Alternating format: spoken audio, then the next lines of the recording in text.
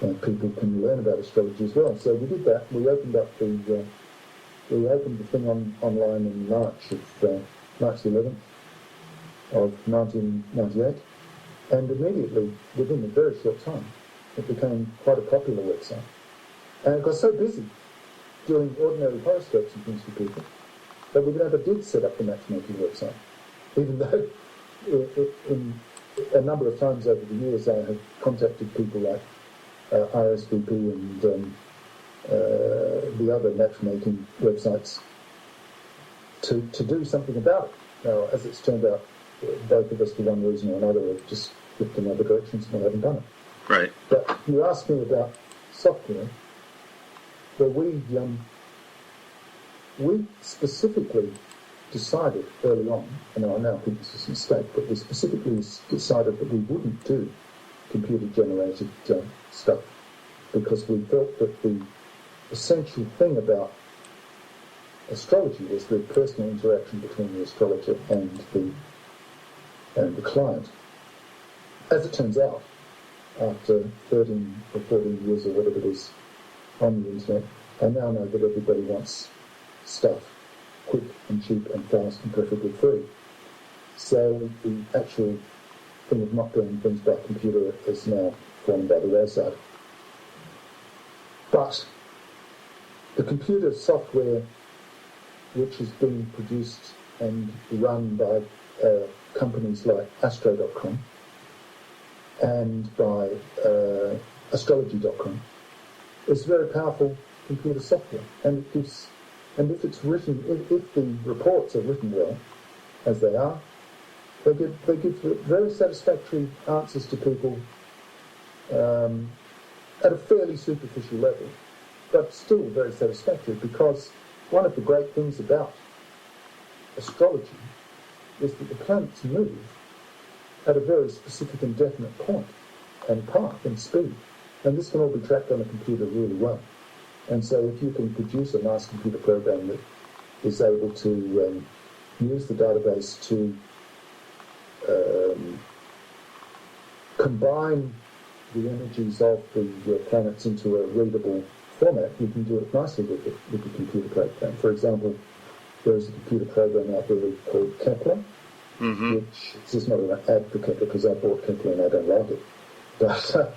But there's a program there called Kepler that produces reports for nearly all of the typical astrology sites, not all, but the typical astrology sites that sell you a report for $5 or whatever it is, and using Kepler, most of them, not all of them. There's another program there called Solar Fire, which is actually produced in my hometown of Adelaide. It's a very, very, very good program. That's what most of the professional astrologers use because it's so comprehensive. Right. If you have a Macintosh like me, you can't run Solar Fire unless you run it in emulation or unless you have Windows installed on the machine. Right. And my machine's too old to install Windows, so I have a separate Windows machine. I had Solar Fire, but unfortunately it blew up, so I never got another copy. But I'm going to. Now, on the Macintosh, there's a fabulous program called IO, which is, anyone who's got a Macintosh and is interested in astrology will already know about IO. There are other programs out there for the Mac and the PC, and some of them are even quite remarkably into stuff like the revival in Hellenistic astrology has its own computer program. I forget the name of it for the moment, but it's out there in something called the ZodiacXfiles.com or something like that. Zodiac X Files. If you look it up, you find the program. And I think that as people have become more and more into computers, I think people are becoming more like computers, and they're becoming less human. Yeah. Whether this is an evolutionary step, shall we say, as is promulgated in so many science fiction stories. The Terminator comes to mind. Right. Are we going to become part machine and part human, or are we going to become completely machine? People, you were talking to me earlier about fatalism. Now, fatalism says we are just machines. We're biological machines. Right. And behavioural science says the same thing. I don't agree with that, because I don't think that machines are machines that we actually. I mean, when we were talking before about the 12 casting, we were talking about the word soul, and I think that what we are is malleable. Now, machines aren't malleable. They do follow rules, but they're not malleable. You've got machines that are under stone. But if you go down to the subatomic level, and even a machine, even a rock, is basically nothing. Right. We are basically nothing. It's just that we have this construction that we build in our minds as a result of our sense impressions that leads us to think that we are something, or something independent. Right. You know what I mean. Yeah, absolutely. And they've been talking in science recently about the fact that the only way that we can account for the way the universe seems to behave, they don't think about astrology, of course, these guys, is they've invented this idea of something called dark energy and dark matter. And the scientists have come to the conclusion that only 5% of the matter in the universe is the visible, real matter that we're used to. Only 5%. That's a tiny percentage of the mass in the universe. This is what they say. This is what they say. Yes. Whether it's true or not is another thing. Exactly. But back in the good old days, there used to be 5 elements. There are the 4 that we use in astrology, earth, fire, and water. They're not elements in the sense that a chemical element is an element. They are much deeper and more powerful, and they are more elemental. And there was a 5th element, which is known as the quintessence. In Sanskrit, it's called akasha. And this quintessence is the basis and the sort of, what's the word, the nest, if you like, that the universe and everything in it is held. So the quintessence might be dark matter and dark energy. We don't know. Am I making sense here, or am I kind of drifting off? No, you're making sense. You're on a interesting philosophical tangent, and I was trying to kind of get a sense as to, your experience as a web pioneer. But you've taken that's okay. You've taken us into a very interesting dimension here, but that's cool.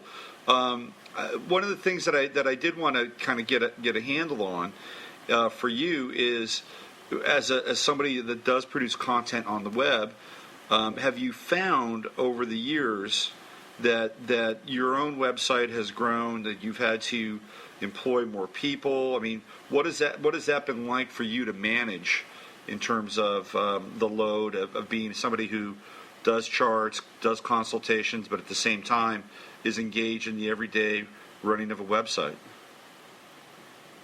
It's a problem. Hello? Yep. When I started this, I wanted to.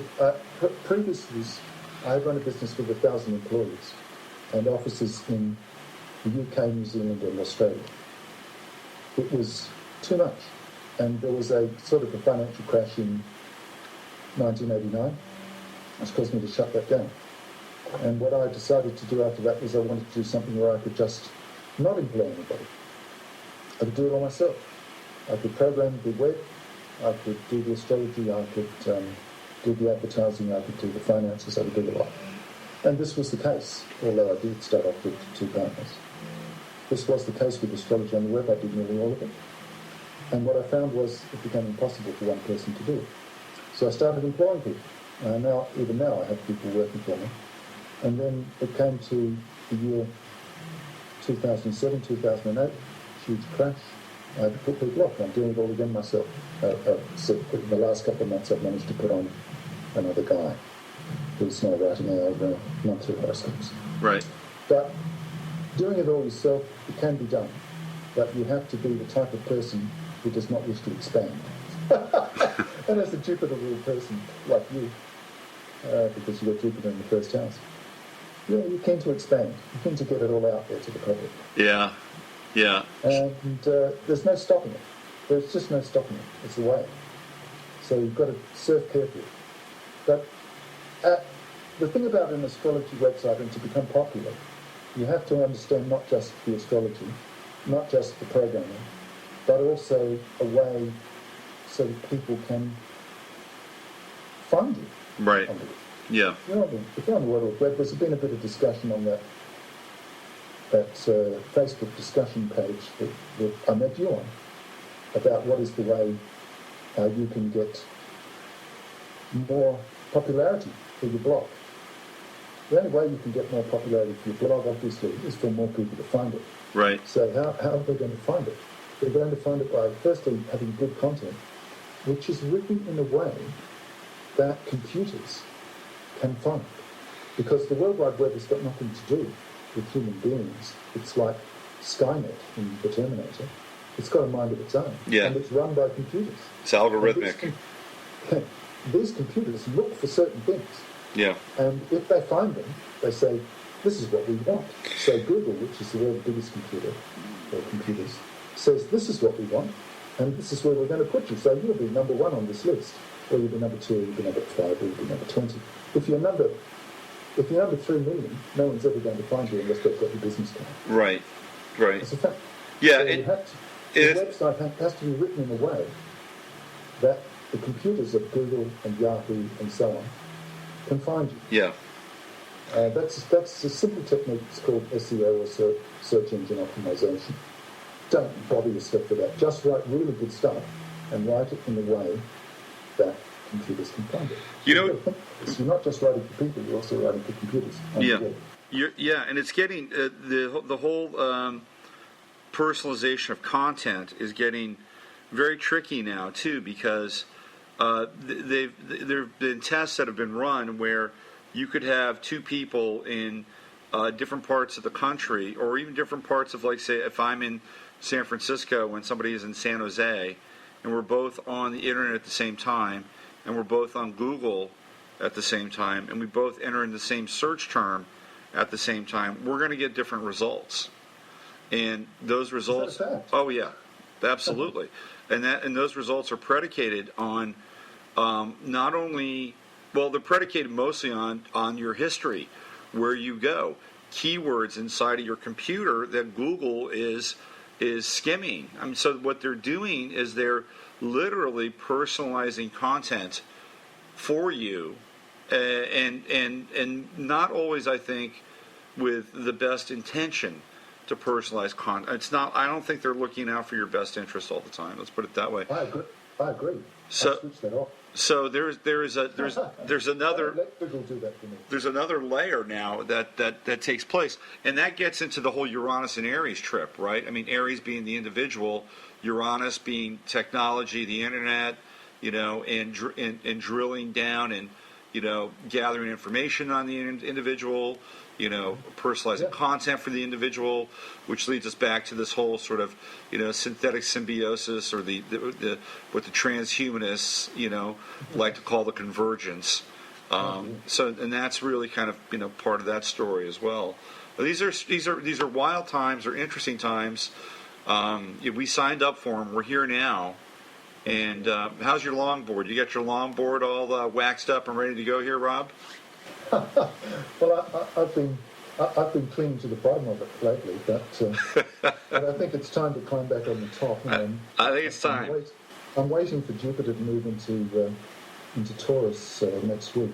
Yeah. Well, actually, it's Saturday, so that will bring a fairly significant change, I think. Yeah. Well, it will. I mean, it's not. I don't think. I know it will bring a significant change, but we haven't finished these strands of karma that we've been dealing with over the last few years. They haven't all gone away. Right. It's a bit like when we were talking before about the price of housing in America. It's still going down.